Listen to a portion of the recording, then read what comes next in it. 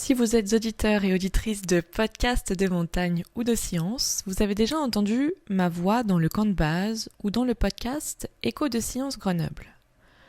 Au premier semestre 2024, j'ai relevé un défi.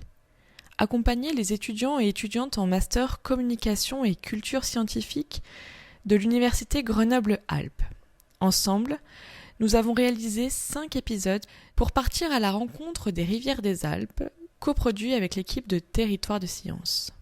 Cette semaine, retrouvez chaque jour un nouvel épisode pour exprimer une nouvelle facette de nos rivières si riches et pourtant si fragiles.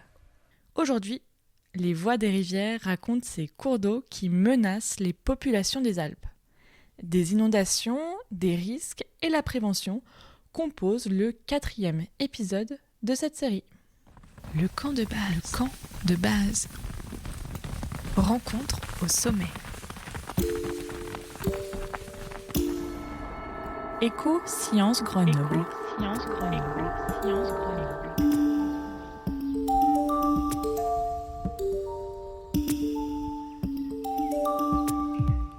La métropole de Grenoble est une région aussi fascinante que complexe. Située au cœur des Alpes, Grenoble bénéficie d'un cadre naturel exceptionnel.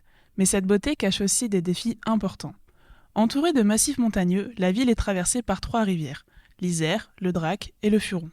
On se trouve voie de Corato, c'est une voie sur berge qui est censée relier jusqu'au centre-ville de Grenoble. Mais comme vous pouvez le voir sur ces images d'Alexia Ferré, eh bien, elle est totalement inempruntable ce matin, complètement recouverte par les eaux de l'Isère voisine, l'Isère qui a débordé. Pour nous accompagner dans cette exploration des risques, Vincent Boudière, responsable mission risque à Grenoble-Alpes Métropole, Mathieu Grenier, responsable de l'unité territoriale du DRAC et de la gestion du risque au CIMBI, Isabelle Ruin, directrice de recherche en adaptation au risque climatique et études transdisciplinaires au CNRS, et Galateya Terti, maître de conférences et socio-hydrologue. Et si vivre à Grenoble était une aventure plus risquée que l'on ne croit ? L'exploration commence avec Vincent Boudière qui nous explique quels sont les risques présents sur la métropole grenobloise. Alors la spécificité, c'est qu'on cumule les inondations avec un S, c'est-à-dire qu'effectivement par rapport à un territoire de plaine qui a géré finalement une grande rivière et les inondations associées, nous on a des rivières alpines, alors ce ne sont pas des grandes rivières, mais ce sont des rivières importantes, on en a plusieurs, on a l'Isère, le Drac, la Romanche. Donc ça concerne l'agglomération puisque ces rivières transitent par l'agglomération et vont même se réunir au sein de l'agglomération entre l'Isère et le Drac. Et s'ajoute à cela tous les affluents de ces rivières-là sur notre territoire, sur le territoire des 49 communes de la métropole, avec entre 20 et 25 affluents qui vont alimenter ces rivières. Donc on a à la fois la problématique des rivières alpines de plaines de vallées alpines, mais aussi des régimes torrentiels, des rivières qui sont dans nos coteaux, qui sont dans des reliefs avec des fortes pentes et qui donc du coup ont d'autres caractéristiques hydrauliques. Voilà. Donc du coup c'est effectivement les inondations. On a les inondations de vallées alpines, mais aussi les inondations torrentielles des torrents qui sont les affluents de ces grandes rivières. Et à cela je pourrais même rajouter les problématiques de ruissellement urbain, puisque ça crée des inondations aussi, c'est-à-dire une pluie très intense sur le territoire qui, dans les territoires artificialisés, va créer des inondations. C'est un peu ce qu'on a vu à Valence en Espagne, c'est-à-dire des rivières qui débordent, mais aussi beaucoup d'eau qui est amenée sur le territoire par la pluie conséquente. Donc on ne peut pas dire qu'il n'y a qu'une inondation, c'est ça la spécificité, il n'y a pas qu'une inondation de la grande rivière, il y a déjà plusieurs rivières et en plus des affluents qui viennent s'ajouter. Voilà. Et donc du coup tout ça n'a pas du tout les mêmes caractéristiques, la même problématique, que ça soit sur le régime hydraulique, mais aussi sur la manière de gérer la rivière et sur la manière de s'en protéger et d'anticiper les inondations. Notre-Dame va à l'eau et entraîne dans sa chute le village dont elle était la colonne vertébrale. Un village qui se nommait Bérarde, que certains disent hameau, mais qui pour nous, amoureux et amoureuses des écrins, était la véritable capitale de notre monde. Une citation de Simon Parco, philosophe et écrivain. Quand la nature fait monter les eaux, quelles sont les solutions et dispositifs de protection pour ne pas perdre pied ? Compte tenu du fait qu'on est sur un territoire multirisque, alors là aujourd'hui on ne parle que des rivières, mais il faudra ajouter les glissements de terrain, les chutes de blocs, les risques technologiques, donc vous comprenez que le territoire de la métropole c'est multirisque. Il y a des endroits où il faut effectivement ne plus construire, ne plus se développer, des endroits où on le peut, parce qu'il y a certaines caractéristiques que je vais énoncer, il faut s'y adapter. Voilà. Pour les grandes rivières, on a la chance sur la métropole d'avoir des digues qui nous protègent, des grandes digues. Le Drac et l'Isère sont endigués. Avec des digues qui permettent de sécuriser à des crues centenales, voire même bicentenales. C'est-à-dire une chance sur 100, une chance sur 200 par an que la rivière déborde et que la rivière passe au-dessus des digues. Donc on a des digues qui sont bien dimensionnées, voilà, qui sont entretenues par un opérateur qui s'appelle le Simbi. Et donc ça veut dire qu'en plus de la protection, qui va être importante, on va essayer dans les zones protégées d'avoir un urbanisme résilient et adapté. Je vais y revenir. Et pourquoi on fait ça? C'est parce que sur les autres rivières dont je parlais tout à l'heure, les petites rivières, on ne pourra pas avoir des niveaux de protection équivalents parce que les phénomènes sont soudains.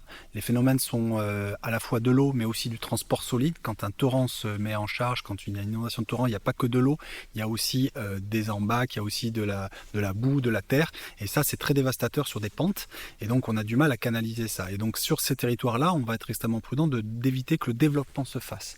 Par contre, à l'arrière d'une grande digue, alors pas à l'arrière, tout de suite à l'arrière, mais dans le territoire qui est protégé, là, on va se permettre de faire un urbanisme résilient, c'est-à-dire de transformer des bâtis qui ne sont pas adaptés, des maisons par exemple de plein pied, qui ne pourraient pas résister si la crue de la rivière cassait la digue, avec par exemple plusieurs maisons qu'on va racheter, qu'on va détruire et qui vont donner lieu à des habitats adaptés, c'est-à-dire plutôt des immeubles qui vont avoir des transparences hydrauliques en rez-de-chaussée et qui vont permettre de laisser passer l'eau dessous et de laisser les logements et les lieux de vie au-dessus des côtes d'eau.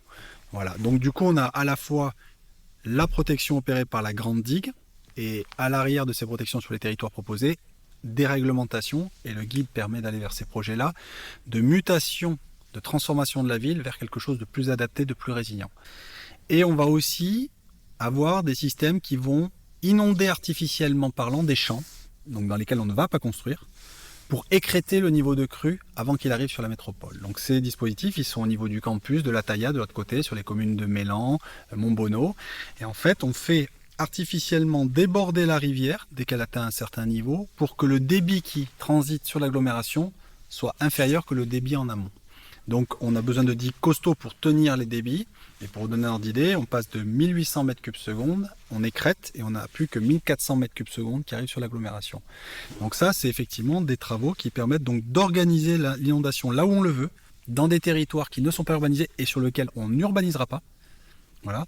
Pour limiter le débit entrant dans la ville. Et dans la ville, on a aussi des digues, évidemment, et on va avoir cet urbanisme résilient où on transforme la ville historique sur elle-même.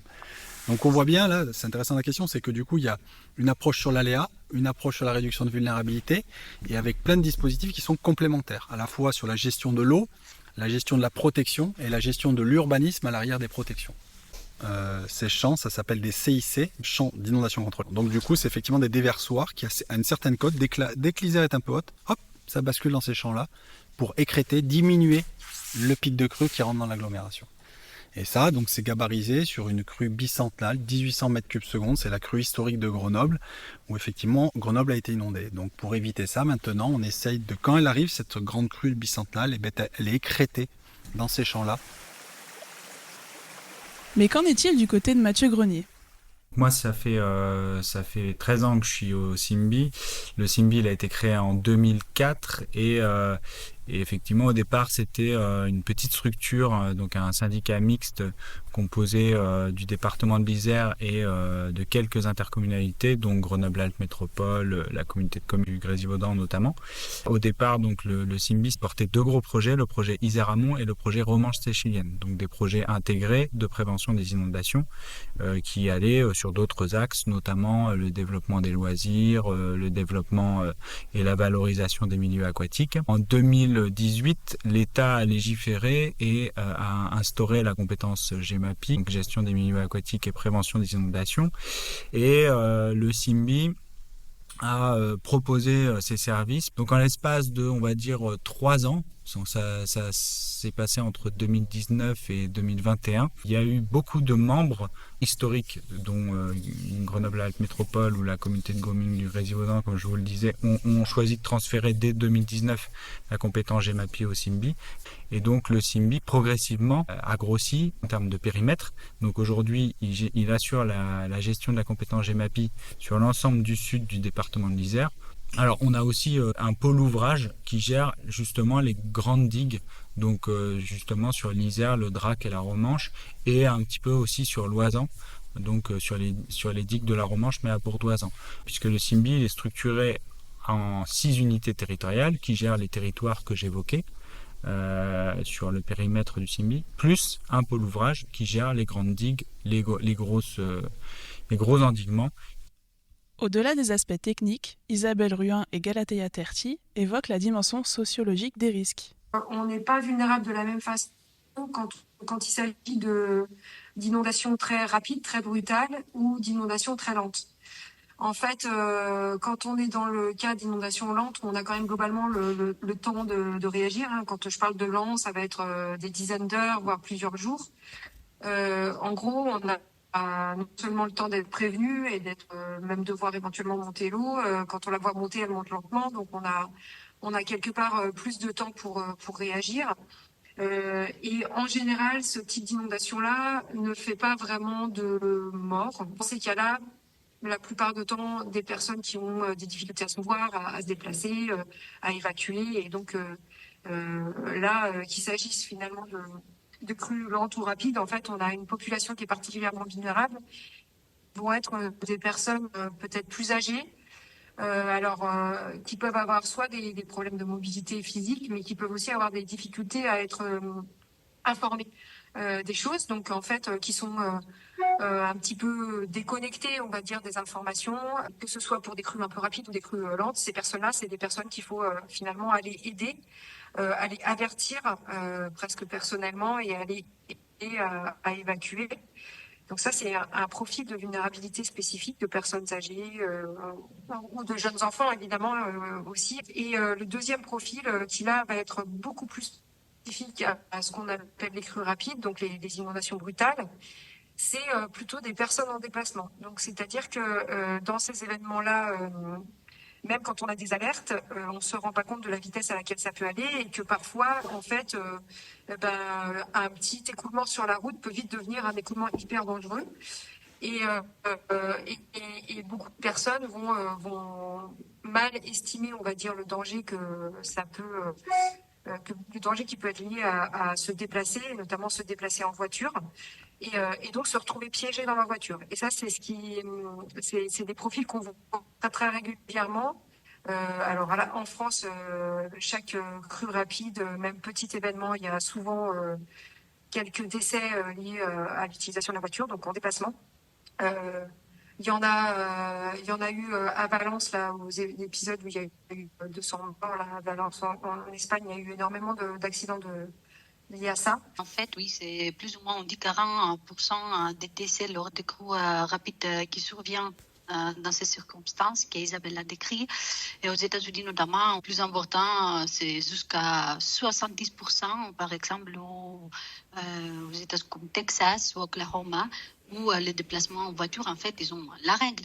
Et en plus, il y a beaucoup ce qu'on appelle low water crossings, qui c'est en fait les intersections entre les réseaux routiers et les réseaux hydrographiques, mais notamment des petits oiseaux, comme Isabelle a dit, qui sont la plupart de l'année secs. On peut pas en fait,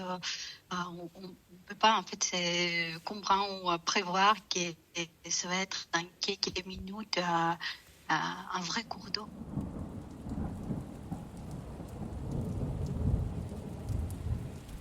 Quand on évoque le réchauffement climatique, on pense aux incendies, à la canicule ou à la fonte des neiges. Mais qu'en est-il des rivières ? Le changement climatique a évidemment de l'impact sur les aléas en montagne. C'est difficile de le quantifier. Clairement, il y a un impact. La quantification, c'est compliqué. On est de plus en plus sujet au phénomène de neige. Là, par exemple, en ce moment, là aujourd'hui, il neige là, en altitude. Peut-être que dans une semaine ou deux, il va faire chaud. et il y aura en plus température douce accompagnée de pluie. Donc on aura à la fois dans nos rivières l'eau de la pluie qui peut être conséquent et l'eau issue de la fonte de neige qui vient se cumuler à l'eau de pluie. Et ça, ce scénario en fait de froid redoux très rapide, avec des quantités de neige qui sont stockées et puis qui sont vite déstockées, qui ne restent pas froides en montagne parce que la température augmente. Ça, c'est un facteur qui augmente le niveau de l'eau en crue. Et donc ça, on le remarque de plus en plus. Et c'est notamment ce qui se passe sur l'Isère et le Drac parfois, c'est-à-dire effectivement ce déstockage de neige en plein hiver. On peut avoir des crues effectivement en hiver ou en automne. Donc c'est un phénomène qui est connu depuis un moment, mais qui a tendance à se renforcer effectivement avec des hivers, même en janvier, des gros redoux, et où la neige qui était tombée à basse altitude vient s'ajouter. Donc ça, c'est le premier impact qu'on mesure, qu'on observe, pardon. La deuxième chose sur les rivières, c'est effectivement le régime torrentiel. Je parlais des affluents, des gros orages avec de fortes précipitations très intenses. Ça aussi, c'est quelque chose qui est en recrudescence, qui augmente, et clairement sur notre territoire, on a de plus en plus effectivement de cellules orageuses qui peuvent stagner à un endroit, notamment en sortie d'été, et générer une crue d'un des torrents. Donc voilà, donc on voit les événements sur les torrents en augmentation également. Au mois de janvier, on a eu une crise sur plusieurs torrents à la fois, et ça même avec des fortes précipitations, donc plusieurs jours de pluie, fonte de neige, c'est le phénomène que j'expliquais, tout s'accumulait, des terrains complètement imbibés, et donc ça avait généré à la fois des crues dans les torrents, mais aussi des glissements de terrain. Et partout sur le territoire, notamment sur la moitié sud. Et donc du coup, oui, effectivement, là c'était quelque chose qui était difficile à gérer, alors notamment pour les services opérationnels sur le terrain, qui gèrent le rétablissement des voies publiques, qui gèrent effectivement le bon fonctionnement des réseaux et des rivières. Il fallait être partout à la fois. Et là, c'est vrai que ça fait réfléchir sur effectivement le fait que si ça devait se reproduire et se généraliser, du coup les moyens restent les mêmes. Et du coup, ça appelle à revoir un petit peu notre organisation. Dans la nuit du jeudi 20 au vendredi 21 juin 2024, le petit hameau de la Bérarde, niché au cœur du massif des Écrins, a connu l'une des inondations les plus dévastatrices de son histoire. Une crue soudaine, liée à des pluies abondantes et à la fonte des neiges, emporte routes et infrastructures. Emporté par la violence des torrents, le hameau de la Bérarde a été littéralement rayé de la carte. À la Bérarde, village englouti, le soleil scintille au-dessus des ruines. Plus les personnes sont soumises à des événements, donc finalement ils sont confrontés à des événements de façon régulière, plus évidemment c'est traumatisant et c'est dramatique pour eux. Néanmoins, plus ça augmente la culture, c'est-à-dire qu'en fait plus on a l'habitude de voir, d'être touché ou de voir de près en fait ce type d'événement, plus on va se préparer et plus on aura une forme d'expérience pour y réagir. Donc, quelque part, c'est pas tant le fait qu'on prenne conscience qu'il y a un changement climatique, c'est plutôt le fait que l'expérience va permettre de réactiver une forme de culture du risque, ou de développer une forme de culture du risque, et de tenir, on va dire, de tenir à jour qu'elle disparaisse pas, parce que finalement, la culture du risque, à partir du moment où on n'a plus d'événements pendant une dizaine d'années, en fait, on perd vite la mémoire. Et donc, le fait qu'il y ait des événements qui soient peut-être plus fréquents permet quelque part d'augmenter, d'améliorer cette culture du risque. Et donc que les personnes soient une meilleure perception et soient aussi mieux préparées. Nous tenons à remercier chaleureusement nos invités, Vincent Boudière, Mathieu Grenier, Simon Parcot, Isabelle Ruin et Galatea Terti, pour leurs analyses précieuses et leur partage d'expériences. Le camp de base. Rencontre au sommet. Éco-Sciences Grenoble.